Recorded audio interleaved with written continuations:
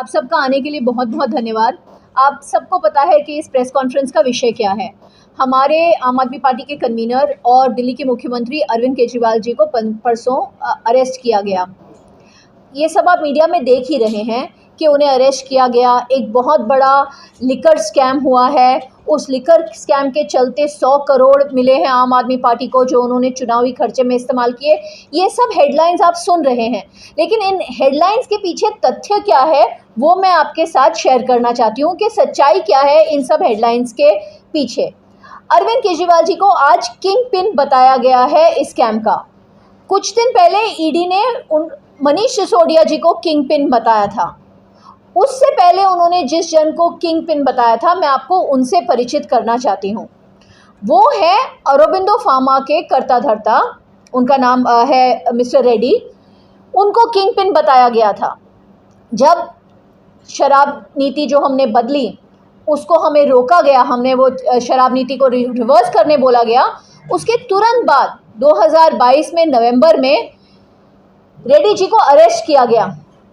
उनके अरेस्ट से पहले उनसे पूछताछ की गई और उन्होंने साफ कहा कि मेरा अरविंद केजरीवाल से कोई लेना देना नहीं है। हमने बाकायदा बिड किया और हमें मिले हैं 5 इलाकों, 5 जोन में हमारी शॉप्स, लेकिन हमारा उनसे ना कोई मुलाकात हुई है, ना कोई लेन देन हुआ है। फिर नवंबर में उनको अरेस्ट किया गया। आप देखेंगे, हम आपको अभी देंगे डेटा। जिस दिन उनको अरेस्ट किया उसके 5 दिन बाद, अभी हमें परसों ही पता चला है, ये खबर ईसी ने परसों शेयर की कि 5 दिन बाद अरेस्ट के उन्होंने 5 करोड़ रुपए बीजेपी को इलेक्टोरल बॉन्ड्स के द्वारा दिए। लेकिन इन 5 करोड़ रुपयों का बीजेपी के समुंदर में एक बूंद की तरह थे, उसका कोई असर नहीं पड़ा। ये जेल में ही रहे। इनको जैन में फिर से जब इन्होंने अपनी एक बेल एप्लीकेशन की, कोर्ट में पेशी हुई इनकी, इन्होंने 10 जनवरी को फिर से कहा कि मेरी अरविंद केजरीवाल से कोई मुलाकात नहीं हुई है, कि मेरा आम आदमी पार्टी के किसी भी नेता से कोई लेना देना नहीं हुआ है, कोई मैंने पैसे नहीं दिए हैं, ये 100 करोड़ का मुझे बोला जा रहा है बोलने को। उन्होंने ये तक कहा, मुझ पे बहुत प्रेशर है कि मैं बोल दूं कि मैंने 100 करोड़ दिए थे, लेकिन मैंने ऐसा कुछ नहीं किया है। कोर्ट ने उन्हें बेल नहीं दी, वो जेल में ही रहे। एक बहुत बड़ी कंपनी के एक बहुत बड़े खानदान से ताल्लुक़ रखते हुए इंसान जेल में, उनको सहन नहीं हुआ तो अप्रैल में उन्होंने अपना बयान बदल दिया। 6 महीने जेल में थे, कोई सुराग नहीं दिख रही थी बाहर निकलने की, क्योंकि पीएमएलए लॉ ऐसा है कि जब तक ईडी ना बोले कि हमें इनकी कस्टडी की ज़रूरत नहीं है, कोर्ट किसी को बेल नहीं देता है। ईडी ने हमेशा इनकी बेल का ऑब्जेक्शन किया, लेकिन अप्रैल में इन्होंने बयान बदल दिया। इन्होंने बोला, हाँ मैं अरविंद केजरीवाल से मिला और हाँ मैंने उन्हें 100 करोड़ दिया।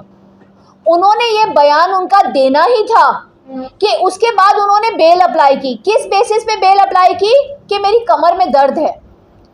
कमर में दर्द होने से आई एम श्योर आपके बॉस आपको आधे दिन की छुट्टी भी नहीं देते हैं, लेकिन कमर में दर्द होने पे ईडी ने इनको बेल ही नहीं, मेडिकल बेल नहीं, फुल बेल देने को ऑब्जेक्शन नहीं उठाई। इन्होंने बेल के लिए अप्लाई की, इनको फुल बेल मिली, मेडिकल बेल भी नहीं। कोर्ट तभी ही बेल देता है जब ईडी बोलती है मुझे कोई ऑब्जेक्शन नहीं है इनको कस्टडी से रिहा करने को। जब तक ईडी, पीएमएलए केस में जब तक ईडी ना बोले कि मुझे इनकी कस्टडी नहीं चाहिए, तब तक कोर्ट बेल नहीं देता है। तो हमारे नेताओं की बेल बार बार रिजेक्ट हो रही थी क्योंकि हमेशा ईडी अपोज कर रहा था, लेकिन शरद चंद्र रेड्डी जी की बेल को ईडी ने बोला नो ऑब्जेक्शन और कोर्ट ने उनको बेल दे दी। बेल देने के तुरंत बाद वो अप्रूवर बन गए। अप्रूवर बन के उन्होंने बोल दिया कि मैंने 100 करोड़ दिए, फलाने से मिला, इससे मिला, उससे मिला, अरविंद केजरीवाल से मिला। जो उन्होंने कहा था जनवरी में कि मुझे ज़बरदस्ती बोलने को कहा जा रहा है, वो उन्होंने फिर से सबके सामने लिखित में दे दिया। और उसके बाद उन्होंने 40-45 करोड़ बीजेपी को इलेक्टोरल बॉन्ड के द्वारा दिया। टोटल उन्होंने 59.5 करोड़, 60 करोड़ के करीब बीजेपी को इलेक्टोरल बॉन्ड्स को दिया था। जिस दिन ईसी ने ये इलेक्टोरल बॉन्ड्स का पर्दाफाश कर दिया, और ये हुआ हमारे ऑनरेबल सुप्रीम कोर्ट की वजह से, लेकिन जिस दिन ईसी ने ये डेटा दिया उसी दिन शाम को अरविंद केजरीवाल को अरेस्ट किया, क्योंकि बीजेपी को पता था कि उनकी पोल खुल गई है।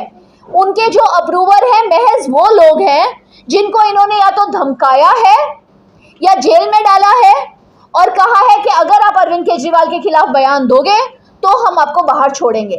इन अप्रूवर के बयान के अलावा एक चवन्नी का हिसाब नहीं है बीजेपी के पास, ना ईडी के पास।